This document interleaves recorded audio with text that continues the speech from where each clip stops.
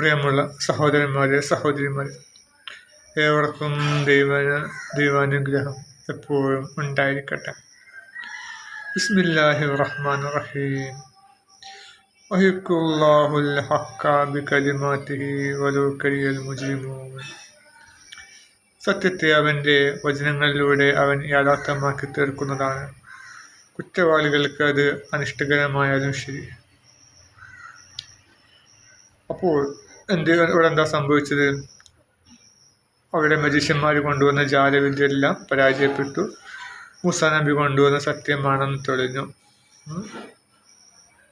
പ്രവാചകൻ ഒരിക്കൽ ചന്ദന പിളർത്തി കാട്ടിക്കൊടുത്തിട്ടുണ്ടല്ലോ.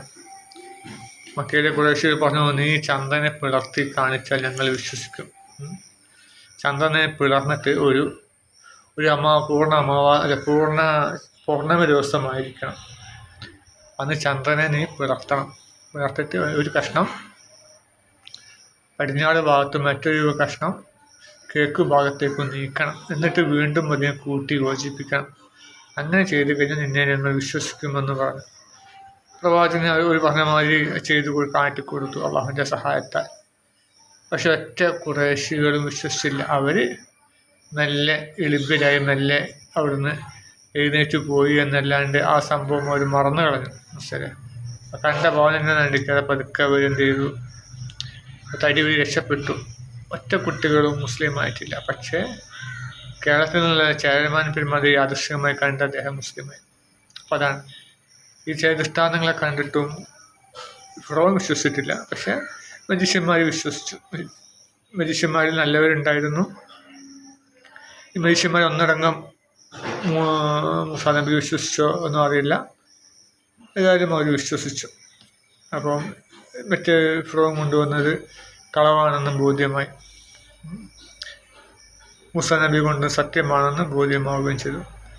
സത്യത്തെ അവൻ്റെ വചനങ്ങളിലൂടെ അവൻ യാഥാർത്ഥ്യമാക്കി തീർക്കുന്നതാണ്. കുറ്റവാളികൾക്കത് അനിഷ്ടകരമായ ശകം.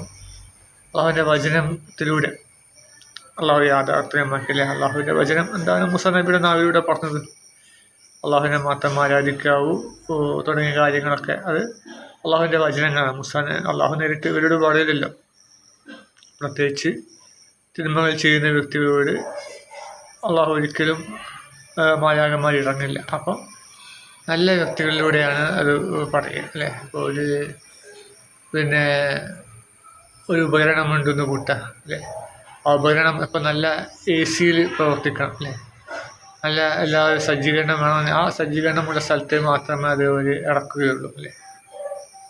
പിന്നീട് നമുക്ക് അത് ഇറക്കി കഴിഞ്ഞിട്ട് അതിൻ്റെ പ്രൊഡക്റ്റ് ഉൽപ്പാദിപ്പിക്കുന്ന പ്രൊഡക്റ്റുകൾ മറ്റുള്ള സ്ഥലത്തേക്ക് കൊണ്ടുപോകാം. പക്ഷേ അതിനുള്ളതായ സ്ഥലങ്ങൾ പ്രത്യേക സ്ഥലത്ത് മാത്രം ഇറങ്ങണം. അതുപോലെ തന്നെ അള്ളാഹുവിൻ്റെ വചനങ്ങൾ ഇറങ്ങണമെങ്കിൽ അത്രക്കും സംശുദ്ധമായ വ്യക്തിയായിരിക്കണം. ആ വ്യക്തിയിലേക്കാണ് അള്ളാഹുവിൻ്റെ വചനങ്ങൾ ഇറങ്ങിയ ശേഷം അതെന്ത് ചെയ്യുക, ആ വ്യക്തിക്ക് ആ പ്രവാചകന് മറ്റുള്ളവർക്കൊക്കെ പറഞ്ഞു കൊടുക്കാൻ മതി. ചിലർ വിശ്വസിക്കും, ചിലർ നിഷേധിക്കും. നല്ലവർ എവിടെ നിന്നാലും കാണും. അപ്പം ചേരമാൻ പെരുമാൾ പണ്ടേ അദ്ദേഹം നല്ല വ്യക്തിയായിരിക്കും. നന്മയും നീതിമാനായ ഭരണാധികാരി സ്വർഗത്തിലെ 7 കവാടത്തിലൂടെ പ്രവേശിക്കുന്നില്ല അങ്ങനെ പറയുന്നുണ്ടല്ലോ. തണലിട്ട് കൊടുക്കുന്ന 7 വ്യക്തികളൊന്ന് നീതിമാനായ ഭരണാധികാരി, 2 പള്ളിയുമായി സഹവസിക്കുന്ന യുവാവ് അല്ലേ. പള്ളിയുമായിട്ട് എപ്പോഴും ബന്ധപ്പെടുന്ന യുവാവായിരിക്കണം. പ്രായമുള്ളവർ പിന്നെ പള്ളിയിൽ അത്ര വലിയ പുണ്യകരമല്ല. ചെറുപ്പക്കാരനായിരിക്കെ പള്ളിയുമായിട്ട് ബന്ധപ്പെടുക, പള്ളിയുടെ കാര്യങ്ങളും മറ്റ് ക്ലീനിങ്ങും മറ്റു കാര്യങ്ങളുമായിട്ടൊക്കെ ബന്ധപ്പെടുക. ഈയുള്ളവനും അതൊക്കെ വലിയ ഇഷ്ടമാണ്. പള്ളിയിൽ ഇരിക്കുക, ക്ലീനിങ്ങിനൊക്കെ ബന്ധപ്പെടുക ഒക്കെ ഇഷ്ടമുള്ള വ്യക്തിയായിരുന്നു. അങ്ങനെ 7 വിഭാഗം പാടുന്നുണ്ട്. അപ്പോൾ ഇവിടെ ചേരമാൻ പെരുമാൾ എന്തായിരുന്നു, അത് അതേ നല്ല വ്യക്തിയായിരിക്കും. അങ്ങനെ അത് കണ്ടപ്പോൾ അദ്ദേഹം വേഗം അത് ആരായുകയും എന്താണ് സംഭവിച്ചതെന്ന്. ഇവിടെ കച്ചവടം കാലങ്ങളായി പ്രവാചകൻ ജനിക്കുന്നതിന് മുമ്പേ കേരളവുമായി കച്ചവടം നടത്തിയിരുന്ന അറബികളോട് ചോദിക്കുകയും ദ്വിഭാഷയുടെ സഹായത്താൽ അവിടെ ഒരു പ്രവാചകൻ വന്നിട്ടുണ്ടെന്ന് പറയുകയൊക്കെ ചെയ്തപ്പോൾ അദ്ദേഹം എന്ത് ചെയ്തു, അങ്ങോട്ടേക്ക് അവർ തിരിച്ചു പോകുമ്പോൾ അവരുടെ കൂടെ പോവുകയും പ്രവാചകനെ കാണുകയും പ്രവാചകന് പല സമ്മാനങ്ങൾ നൽകുകയും ചെയ്തു. ഇഞ്ചി തുടങ്ങിയ കാര്യങ്ങളൊക്കെ വസ്തുക്കൾ പ്രവാചകന് കൊടുക്കുകയും ചെയ്തു. പ്രവാചകൻ അത് വളരെ സന്തോഷത്തോടു കൂടി അത് എന്ത് ചെയ്തു, സഹാബികളെ വിളിച്ചു പറഞ്ഞു, കേരളത്തിലെ രാജാവ് വന്നിട്ടുണ്ട്, ഇഞ്ചിയും ഇതൊക്കെ ആയിട്ട് വന്നിട്ടുണ്ട് എന്ന് പ്രത്യേകം പറയുകയും ആദരിക്കുകയും ഒക്കെ ഉണ്ടായിരുന്നു. പിന്നെ അദ്ദേഹം തിരിച്ചു വരുമ്പോൾ അദ്ദേഹത്തിന് പനി ബാധിക്കുകയും സലാലയിൽ കൂടെയാണെന്ന് വരിക. അന്നത്തെ തുറമുഖം സലാല വഴിയായിരുന്നു. അപ്പോൾ പിന്നെ സലാല എത്തിയപ്പോൾ അദ്ദേഹത്തിന് പനി ബാധിക്കുകയും അതിനെ മരണപ്പെടുകയും ചെയ്തു. ഇദ്ദേഹത്തിന് കബറടപ്പ് അവിടെ ഉണ്ട്. പക്ഷെ എന്നിരുന്നാലും നിരീശ്വരവാദികൾ ഒരിക്കലും വിശ്വസിക്കില്ല. അവർ പറയും ചെരമാൻ പെരുമാളെ സാമ്രാജ്യം പിന്നെ 1400 വർഷങ്ങൾക്ക് മുമ്പല്ല, അതിനേക്കാളും എത്ര മുമ്പാണെന്നൊക്കെ പറയാം. ഇപ്പോൾ ചെരമാൻ സാമ്രാജ്യം രണ്ട് സാമ്രാജ്യമുണ്ട്. ആദ്യം ഒരു സാമ്രാജ്യം അവസാനിക്കുകയും പിന്നീട് അദ്ദേഹത്തിൻ്റെ അവരുടെ പിന്തുടർമ വരികയും ഒക്കെ ചെയ്യുന്നുണ്ട്. അപ്പോൾ രണ്ടാമത്തതിൽ പെട്ടതായിരിക്കും പിന്നെ ചെരമാൻ പെരുമാൾ. അപ്പോൾ ഈ MGS എന്നൊക്കെ പറയുന്നത് തനി വർഗീയ വിഷയമായ സംഖ്യ ഒക്കെയാണ്. അപ്പോൾ അയാളുടെ വാക്കൊക്കെയാണ് ഇവർ നിരീശ്വരവാദികൾ കേൾക്കുന്നത്. അവർക്ക് യോജിച്ച വാക്കുകളാണ് അവരെടുക്കുക. യഥാർത്ഥ ചരിത്രം അവർ പഠിക്കില്ല. അപ്പോൾ കാസിം ഉസ്താദൊക്കെ ചരിത്രം പറഞ്ഞാൽ അതൊന്നും ഉൾക്കൊള്ളില്ല. അവർക്ക് MGS പറയുന്ന അങ്ങനത്തെ കുറച്ച് സംഖ്യകൾ, അതുപോലെ തന്നെ ഇല്ലുമിനാറ്റികൾ പറഞ്ഞാൽ അത് മാത്രമേ വിശ്വസിക്കുകയുള്ളൂ അവർ. നമ്മുടെ സ്കൂൾ വിദ്യാഭ്യാസം തന്നെ സാത്താനിസം പ്രചരിപ്പിക്കാൻ വേണ്ടിയുള്ളതാണ്. അള്ളാഹുവിനെ ഏകദൈവ സിദ്ധാന്തത്തിൽ നിന്ന് ജനങ്ങളെ അകറ്റാൻ വേണ്ടി സൃഷ്ടിച്ചു നിർത്താനുള്ള ആധുനിക വിദ്യാഭ്യാസം. അതിൽ നന്മയിലേക്ക് വെളിച്ചത്തിലേക്ക് നയിക്കുന്ന യാതൊന്നും അതിലുണ്ടാവില്ല, തന്നെ ഊഷരമായിരിക്കും. ഇപ്പം ചാവുകടലിനെ പറ്റിയൊക്കെ പറയുന്നുണ്ട്.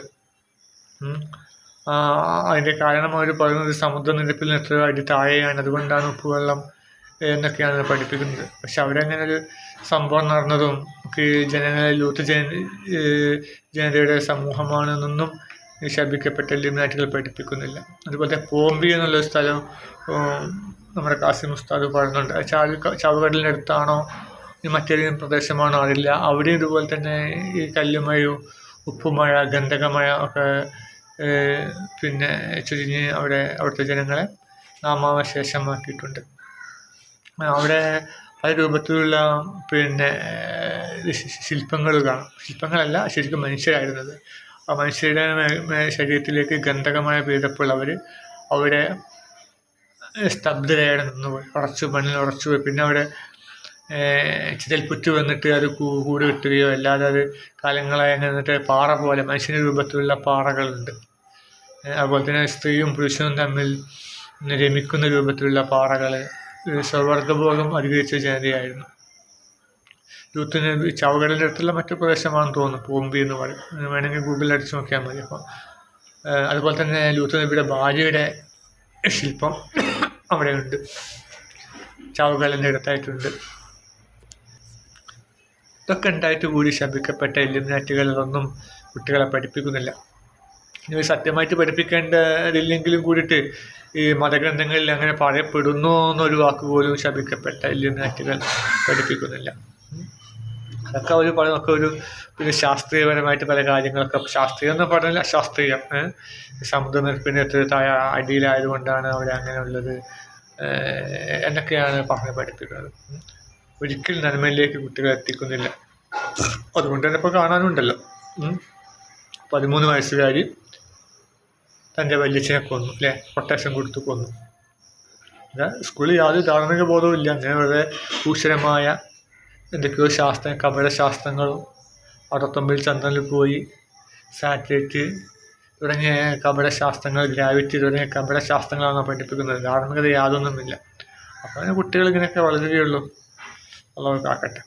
പറഞ്ഞു വരുന്നത് സത്യത്തെ അവൻ്റെ വചനങ്ങളിലൂടെ അവൻ യാഥാർത്ഥ്യമാക്കി തീർക്കുന്നു. അപ്പോൾ ഈ ഇല്ലുമിനാറ്റികൾ ഇപ്പോൾ കൊളോണിയൽ വിദ്യാഭ്യാസത്തിലൂടെ പലതും ഒക്കെ ചെയ്ത് കഴിഞ്ഞിട്ടും അതിൻ്റെ ഉള്ളിൽ കൂടെ ഒക്കെ പല നന്മകളും പിന്നെ സത്യങ്ങളും കണ്ടെത്താൻ കഴിയും. മനസ്സിലായില്ലേ? ഉദാഹരണമായിട്ട് ഇങ്ങനത്തെ പല കാര്യങ്ങളൊക്കെ കാണും. അപ്പം അതുപോലെ തന്നെ ചിലപ്പോൾ അവർ ചെയ്ത് വെച്ചതാണ് എന്താണ് ഈ നമ്മുടെ യൂട്യൂബും തുടങ്ങിയ സോഷ്യൽ മീഡിയ, അതവർ ചെയ്ത് വെച്ചാൽ മനുഷ്യരെ അകറ്റാൻ വേണ്ടിയിട്ട്. പണ്ടൊരു വ്യക്തി കാട്ടിലൂടെ പോയ ഒരു സംഭവമുണ്ട്. ഒരു വ്യക്തിക്ക് തൻ്റെ നാട്ടിലേക്ക് പോകാൻ ഒരു ഘോരമായ വനത്തിലൂടെ സഞ്ചരിക്കണം, ഒരു ദിവസത്തോളം സഞ്ചരിക്കണം. അപ്പോൾ സിംഹവും പുലിയും ഒക്കെ ഉള്ളൊരു വലിയ കാടാണ്. അപ്പോൾ അയാൾ എന്ത് ചെയ്തു, അയാളെ ഭാണ്ഡത്തിൽ ഇപ്പം കുറച്ച് റൊട്ടി കഷ്ണങ്ങളുണ്ട്. അപ്പം പെട്ടെന്ന് സിംഹം വന്നപ്പോൾ ഇയാളിലേക്ക് റൊട്ടി കഷ്ണത്തെ അല്പം ഒന്ന് കീറിയിട്ട് ഇട്ട് കൊടുത്തു. അപ്പോൾ സിംഹം അത് തിന്നു കഴിഞ്ഞ് വീണ്ടും ഇയാൾ തിന്നാൻ വേണ്ടി അയാളുടെ വന്നപ്പോൾ അയാൾ വീണ്ടും ചെറിയ റൊട്ടി കഷ്ണം കീറി ഇട്ട് കൊടുത്തു. അങ്ങനെ അയാളുടെ ഭാണ്ഡത്തിലെ മുഴുവൻ റൊട്ടി കഷ്ണങ്ങളും തീർന്നു കഴിഞ്ഞപ്പോൾ അയാൾ എന്ത് ചെയ്തു, കാട് കഴിഞ്ഞ് നാട്ടിലേക്ക് എത്തി. നാട്ടിലെത്തിയപ്പോൾ പിന്നെ ആൾക്കാരും മനുഷ്യരും വാഹനങ്ങളൊക്കെ ആയപ്പോൾ സിംഹം തിരിച്ച് കാട്ടിലേക്ക് തന്നെ പോയി, പേടിച്ചിട്ട് തിരിച്ച്. അപ്പോൾ എന്താണ് ഇയാൾ ആ റൊട്ടിക്കഷ്ണം ഒറ്റയടിക്ക് കൊടുക്കുകയാണെങ്കിലോ സിംഹം ഒറ്റ വായിൽ തിന്നുകയും വീണ്ടും ഇയാളെ ഭക്ഷിക്കാൻ വരികയും അങ്ങനെ കൊന്ന് ഭക്ഷിക്കുകയും ചെയ്യുമായിരുന്നു. അപ്പോൾ ഓരോ പീസായിട്ട് കൊടുത്തപ്പോൾ അവരെന്ത് ചെയ്തു, അങ്ങനെ ആ സിംഹം അത് കഴിച്ചു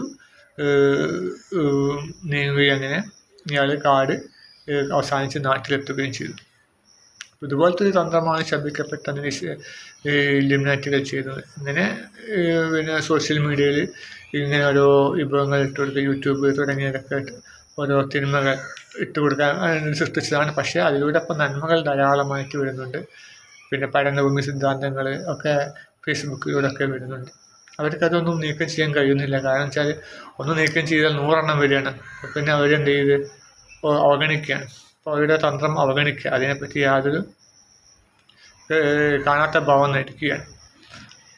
അതേസമയം നമ്മളിപ്പോൾ മെറ്റയോട് ചോദിച്ചു കഴിഞ്ഞാൽ, ജെമിനിയോട് ചോദിച്ചു കഴിഞ്ഞാൽ ഭൂമി പഠനമാണെന്ന് ചോദിച്ചു കഴിഞ്ഞാൽ അവർ പറയും അതൊക്കെ വെറും കോൺസ്പിറസി തിയറിയാണ്, ഭൂമി ഉരുണ്ടതാണ്, തെളിവുണ്ട്, അങ്ങനെയാണ് ഇങ്ങനെയാണ്. എന്തിട്ട് കഴിഞ്ഞാൽ ഒരുപാട് എൻ്റെ കയ്യിൽ 800ഓളം പിന്നെ പഠനഭൂമിക്ക് അനുകൂലമായ ഫോട്ടോ ഉണ്ട്. ഏത് ഫോട്ടോ ഇട്ടാലും ഈ മെറ്റ പറയാം ഈ നാശക്ക് അനുകൂലമായിട്ടാണ് പറയുന്നത്. ഇതൊക്കെ വെറും പിന്നെ ഊഹാപോഹ സിദ്ധാന്തമാണ്. ഇപ്പം 69 ചന്ദ്രനിൽ പോയ ഫോട്ടോ ഒക്കെ ഉണ്ടല്ലോ, പൊടി പാടി കളിക്കുന്ന ഫോട്ടോ, അതങ്ങനെയാണ് ഇങ്ങനെയാണെന്ന് പറഞ്ഞിട്ട് വായുവില്ലാത്ത എങ്ങനെ പൊടി പാടി കളിക്കുന്നു ചോദിച്ചാൽ അതൊക്കെ അതിൽ തെറ്റായ ഇതാണ് അതിൽ വരിക. അപ്പോൾ വേണമെങ്കിൽ നമുക്ക് പിന്നെ അവരെ പൊട്ടിക്കുകയും അല്ല അറിവുള്ള ആൾക്കാർ ചോദിച്ച് മറ്റേ മൂലയ്ക്ക് ഇരുത്തുകയും ചെയ്യാം. കാരണം മറ്റൊരു മനുഷ്യനല്ലോ, കമ്പ്യൂട്ടറാണല്ലോ, അതുകൊണ്ട് എത്ര പരീക്ഷിച്ചാലും അതിനെ യേശുവില്ലല്ലോ. എന്തുകൊണ്ടാണ് പൊടി പാടി കളിക്കുന്നതെന്ന് ചോദിച്ചു കഴിഞ്ഞാൽ അപ്പോൾ ഇവിടെ കളവുകൾ പറയണം കാണാം. ഞാനിപ്പം എത്രയോ 700 കിലോമീറ്റർ അകലെ ഒരു പർവ്വതം കാണുന്ന ഫോട്ടോ ഉണ്ട്. അപ്പോൾ അത് ഉടനെ മറ്റേയുടെ മറുപടി ഇത് എഡിറ്റ് ചെയ്തതാണെന്നാണ് പറഞ്ഞത്. ഇനി എന്തൊക്കെ ഫോട്ടോ ഇട്ട് കൊടുത്തു കഴിഞ്ഞാലും ഇല്ലുമിനാറ്റികൾക്ക് അനുകൂലമായിട്ടേ അവർ പറയുള്ളൂ. ഇപ്പോൾ റോക്സ്ഫീൽഡ്, റോക്കർഫെല്ലർ തുടങ്ങിയ ഫാമിലി ഉണ്ടോയെന്ന് ചോദിച്ചാൽ അതൊക്കെ വെറും കോൺസ്പിറസി തിയറിയാണ്, അവരുടെ കയ്യിൽ അത്രയൊന്നും പണമില്ല, അങ്ങനെയാണ് ഇങ്ങനെയാണ് എന്ന് പറയും. അതിനനുസരിച്ച് ആക്കിയെടുത്തു. ഇപ്പോൾ സാറ്റലൈറ്റ്, ബലൂണിൽ കെട്ടിവിടപ്പെട്ട സാറ്റലൈറ്റ് അല്ലേ ഉള്ളത് എന്നാൽ അല്ലാതെ കാലാവസ്ഥ അറിയാൻ വേണ്ടിയിട്ടാണ് അത് എന്ന് പറയും. ഇതിനൊക്കെ തനി കള്ളം പറയുന്ന ഒരു കൂട്ടരാണ് നാസ, ഇല്ലുമിനാറ്റിയൊക്കെ. ഇനി ശപിക്കപ്പെട്ട ഈ കൂട്ടർക്ക് അള്ളാഹുവിൻ്റെ ശാപം എപ്പോഴും ഉണ്ടായിരിക്കട്ടെ. അവരെല്ലാ കള്ളത്തിനും അള്ളാഹു വെളിച്ചത്ത് കൊണ്ടുവരുമാറാകട്ടെ.